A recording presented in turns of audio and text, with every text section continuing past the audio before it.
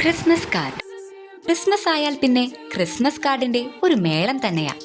ഇവിടെ നിന്നങ്ങോട്ടും അവിടെ നിന്നിങ്ങോട്ടും പല വലുപ്പത്തിലും പല ഷേപ്പിലുമുള്ള ക്രിസ്മസ് കാർഡ് അയക്കുമ്പോൾ ഹോ, അതൊരു വല്ലാത്ത ഫീലാ.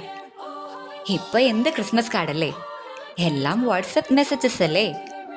Merry Christmas, happy Christmas dear, അങ്ങനെ അങ്ങനെ ചറപറ മെസ്സേജുകൾ.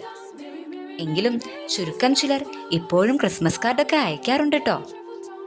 അവരുടെ സമയത്തിൽ നിന്ന് അല്പസമയം നമുക്കായി മാറ്റിവെച്ച് അവരുടെ സന്തോഷങ്ങൾ നമ്മളോടുള്ള സ്നേഹവുമായി ചേർത്ത് നമുക്ക് അയക്കുന്ന ആ കാർഡ് നമ്മുടെ കയ്യിൽ കിട്ടുമ്പോൾ എന്തൊരു സന്തോഷാണെന്നോ.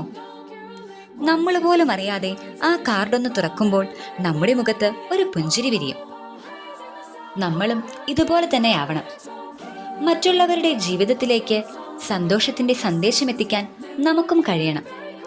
ഗബ്രിയേൽ ദൂതൻ പരിശുദ്ധ അമ്മയെ അറിയിച്ചതുപോലെ, മാലാഖമാർ ആട്ടിടയനെ അറിയിച്ചതുപോലെ, വചനം ഇപ്രകാരം പറയുന്നു: ഇതാ, സകല ജനത്തിനും വേണ്ടിയുള്ള വലിയ സന്തോഷത്തിന്റെ സദ്വാർത്ത ഞാൻ നിങ്ങളെ അറിയിക്കുന്നു. ദാവീദിന്റെ പട്ടണത്തിൽ നിങ്ങൾക്കായി ഒരു രക്ഷകൻ, കർത്താവായ ക്രിസ്തു ഇന്ന് ജനിച്ചിരിക്കുന്നു. സന്തോഷത്തിന്റെ സദ്വാർത്തയുമായി മറ്റുള്ളവരുടെ ജീവിതത്തിലേക്ക് കടന്നു ചെല്ലുവാൻ നമുക്കും സാധിക്കട്ടെ.